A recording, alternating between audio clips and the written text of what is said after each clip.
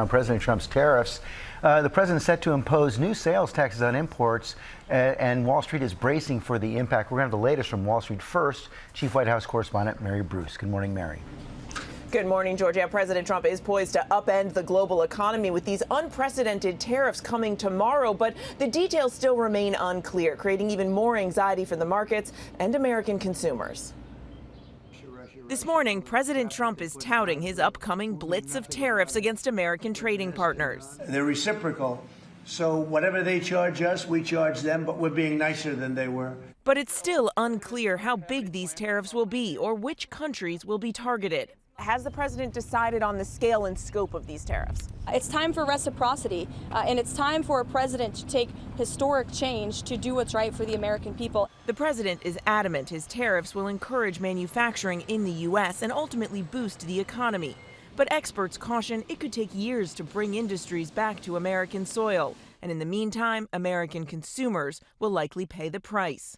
Economists warning tariffs are just taxes on imported products paid for by American businesses. Those costs passed on to consumers in the form of higher prices. In just days, prices could skyrocket on everything from groceries and clothing to electronics and cars. By one estimate, the cost of a new car could go up by more than $8,000 when tariffs on foreign-made vehicles kick in later this week, sending some consumers scrambling.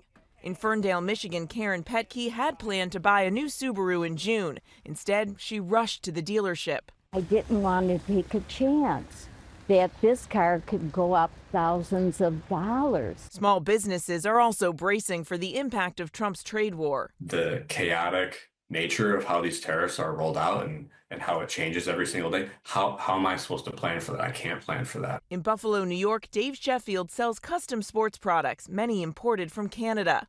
Now with tariffs in place and potentially more to come, he says he could lose thousands of dollars. We're having to either, take that hit on our bottom line and just at the end of the year, I make $10,000, $15,000, $20,000 less for my family, or we have to pass it on to our customers, which when customers see a higher price, then sales typically go down. So we're kind of stuck between a rock and a hard place.